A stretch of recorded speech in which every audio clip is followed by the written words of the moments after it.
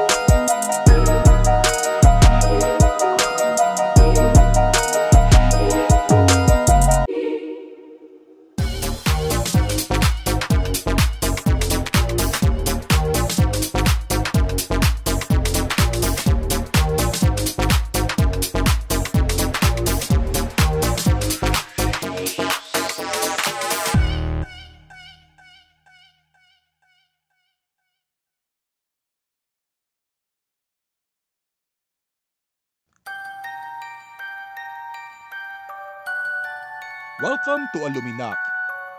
This face is the representation of Aluminac.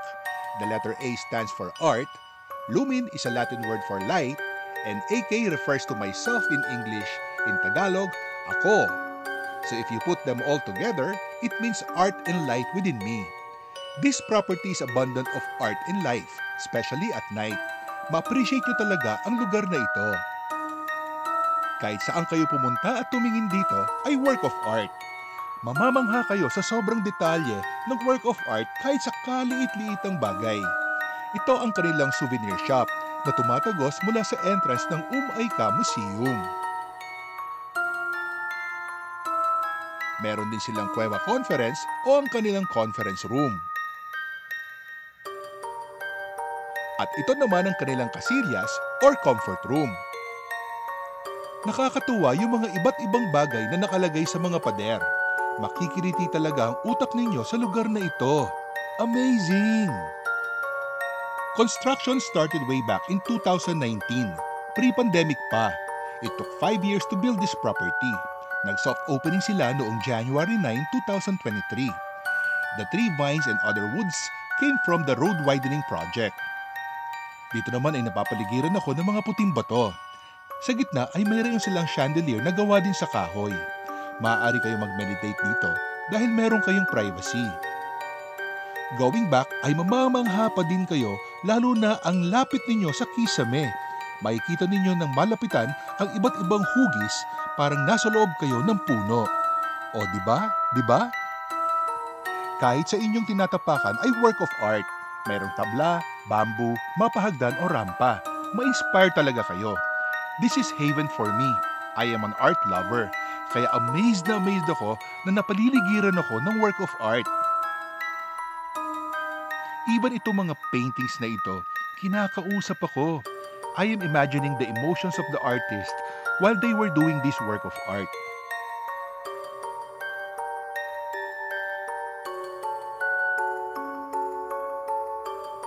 In this area naman is the Kaandetoy Co-Kitchen or their holistic dining. Still, everything is a work of art. Tamang-tama, nagugutom na ako. Ano-ano kaya ang mga nasa menu nila?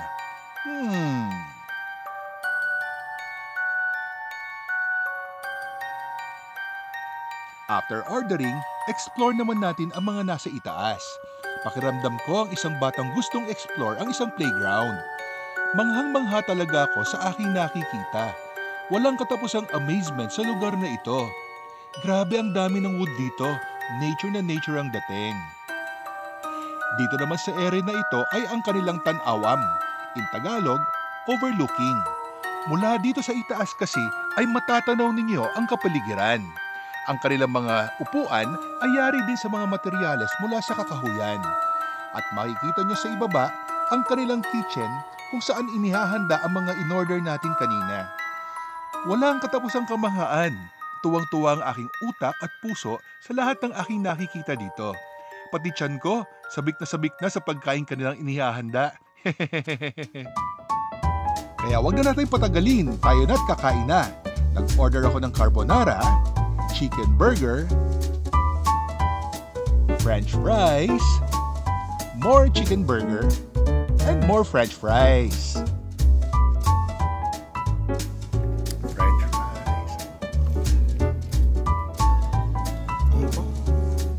Chicken sandwich.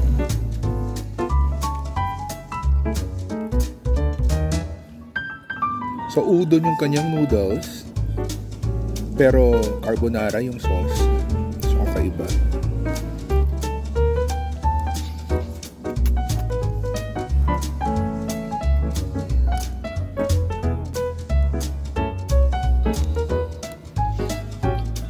And then yung chicken burger.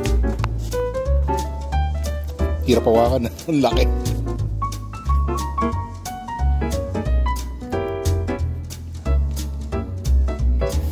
Ako lang naiwan dito. Tapos na sila kumain kasi ayaw pa lang umalis. Bilisan ko daw. Busog na ako. Parang sayang tong french fries. Kailangan ubusin.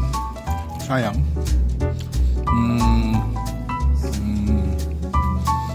Pero parang hindi ko na kaya.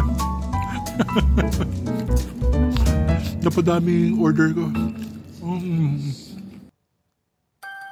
At dito tayo sa Cohive, kung saan kami magstay for the night. Ang pwede lang pumasok dito, yung mga nagstay dito sa Cohive. Busog na busog ang mata ninyo sa mga makikita ninyo dito. Pakiramdam ko, I am also a work of art. So meron silang common CR dito where you can take a shower. Pwede kayo maghilamos dito. Merong salamin. And then meron din silang toilet. Yeah.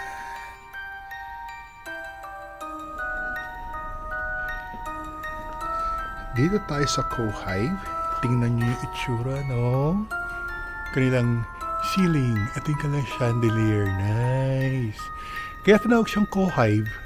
Maybe because para ka nasa loob ng beehive. Ito, subukan natin umakyat. Tcharing! Akyat na tayo.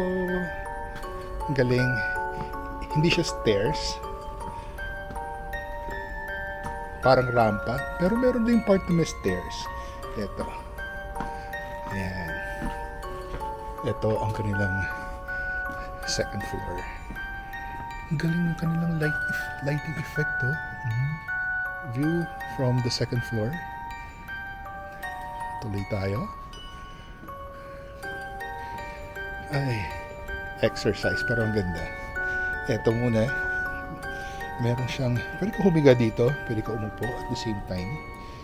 Pero for sure, masakit sa likod dyan, masakit sa puwit. Na-try ko na. May mga room sila dito. Rampa.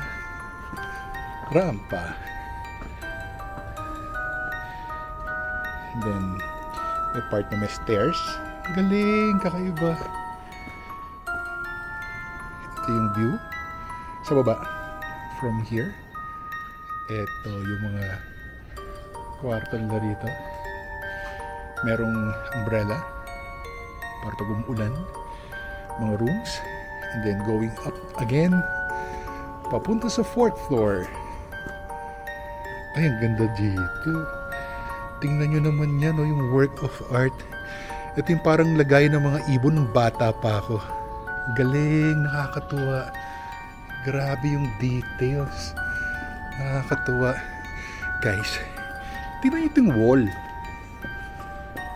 Puro sombrero. Galing, sombrerong totoo siya, oh.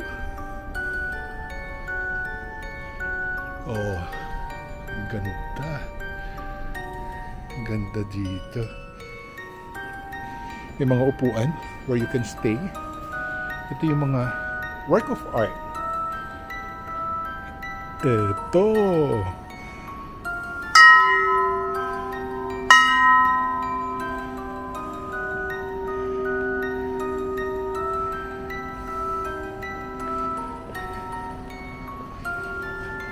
dito. Pwede kayo magpahinga dito sa kanilang hammock. Guys, tingnan nyo ha. Exit. I think fire exit ito. O, diba? Ganda oh. Open. Oh, nice. Galing.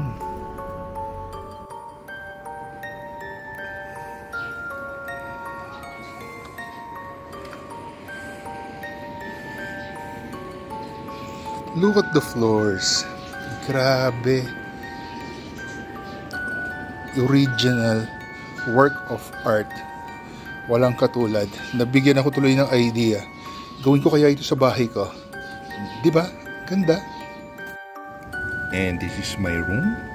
Ang social ng kanilang susi. Dahil we were provided by a wristband. Ito yung kanilang wristband. Just to open, para buksan yung pinto, igaganon mo lang. Uy. Unlocked. Oh, di ba? Social. My room dito sa Santiago by Aluminac. It's a king size bed. Yan. Ang laki ng kama. May study table. Ito yung cabinet. Wow. Nice. Kahoy na kahoy. Galing ng kanilang curtains, oh. Oh. Glass siya. Ito yung kanilang aircon. Grabe. Ang ganda dito. Kakaiba. Uy, pwedeng may lumambitin dyan, no? Meron pang air cleaner.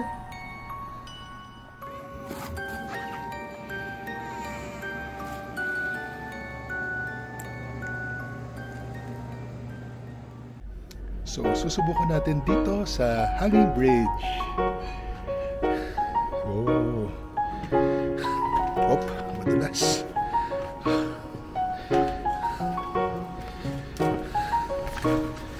Madulas yung tinatapakan ko kasi bamboo. So, bilog-bilog siya.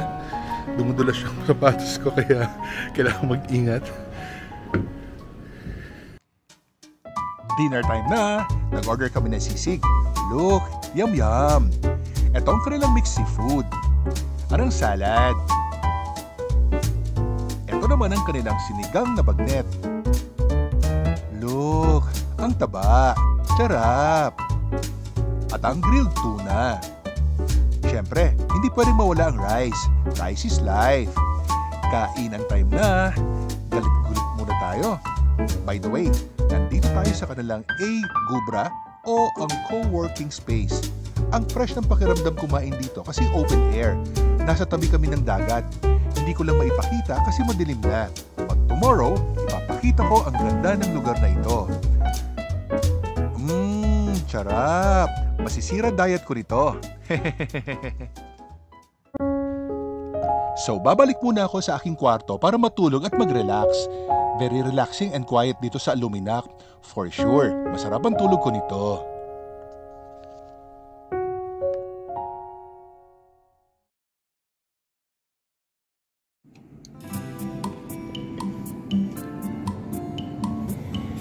Good morning!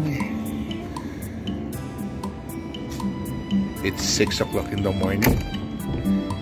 And eto, pakita ko sa inyo kung ano yung narinig yung parang tunog na kakaiba. Oh. Ang lakas ng alon banda doon, no? Yun ang naririnig nyo.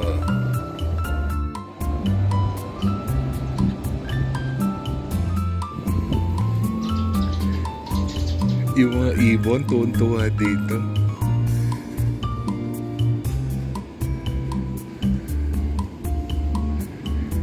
Yan. Pwede tayo mag-coffee. Pwede rin tayong umupo dito sa hamak. Ano kayo mas maganda? Dito o dito? Parang okay dito. Subukan natin umupo. Ayan, humiga na ako dito sa hammock. Relaxing, dinuduyan ako dito. Ang lamig, presko, kasi butas-butas tong sa likod ko. We were provided by this wristband. Itong wristband yung pang-open ng doors, and then kung o-order kayo ng food, tapos magbabayad, ito din yung gagamitin. Itatap lang nila dun sa machine nila para makredit sa inyo yung kakainin ninyo. And then pag check out, dun nyo babayaran. Social. Grabe, kahit saan kayo tumingin dito, it's really a work of art. Ang ganda, very relaxing. Doon sa mga mahilig sa architectural design, nako, marami kayong matututunan dito. Tingnan ninyo yung detalye, pati yung ceiling nila, oh. And what's nice, ito meron siyang ang tawag dito, water sprinkler. Grabe, hindi mo nga halata na may water sprinkler dito. Ang galing. Galing. And this one, ito mga panghuli yata ng isda ito. Pero grabe. Native na native ang design. Ma-appreciate nyo talaga dito. Kita nyo ba yun? Ang daming ibon, oh. Kita nyo ba yun? Mga ibon, oh. Ayun, oh. They're free to go here. Kasi open yung place. Kaya ang ganda ng chi. Pumapasok talaga yung hangin. Ang presko dito, guys. Hindi kailangan ng electric fan.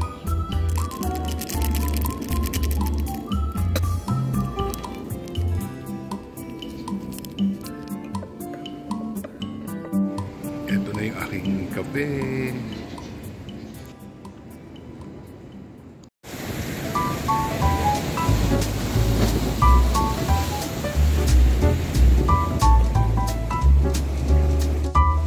Dito ako mag-breakfast today sa tabing dagat, guys.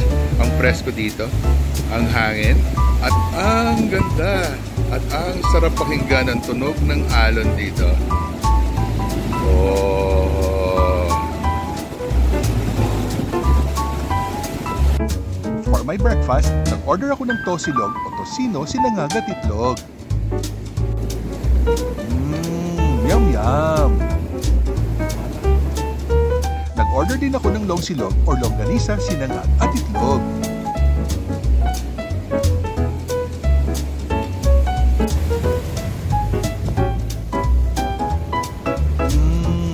Tatakaw lang ako. Nakakainganyo kasi kumain sa tabi ng dagat, lalo pat ang presko ng hangin. Ito naman ang kanilang 2-car o ang kanilang beach club. Ito naman ang kanilang agubra o ang kanilang co-working space. Dito kami kumain ng dinner. Di ba ang presko at very relaxing ng lugar? Ano lang to? Ito yung bamboo. Bamboo na kinat nila into small pieces. Iba-ibang size. Ang galing. Pag pinagdikit-dikit mo, ganyan. Nice, diba? Dito maghuhugas ng kamay. And ito naman yung kanilang massage area. Ito shortcut going to Aldao 7 and 8. Ito yung kanilang massage area.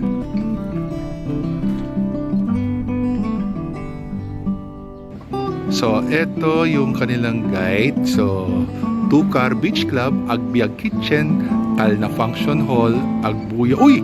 Pagmaritesan, gusto ko yan. Tara, pwede tayo magmarites doon. Tara. Dito tayo sa Tambak Pathway, yung kanilang pilapilan. Oh, parang pumupunta tayo sa ibang dimension, parang warp zone.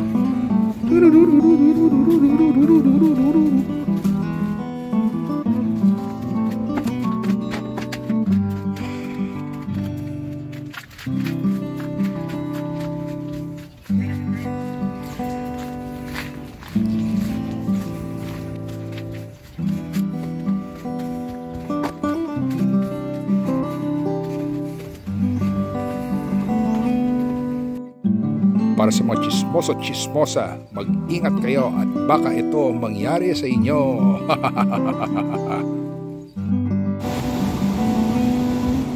Don't forget to subscribe, like, and hit the bell for new video updates. Thanks for watching!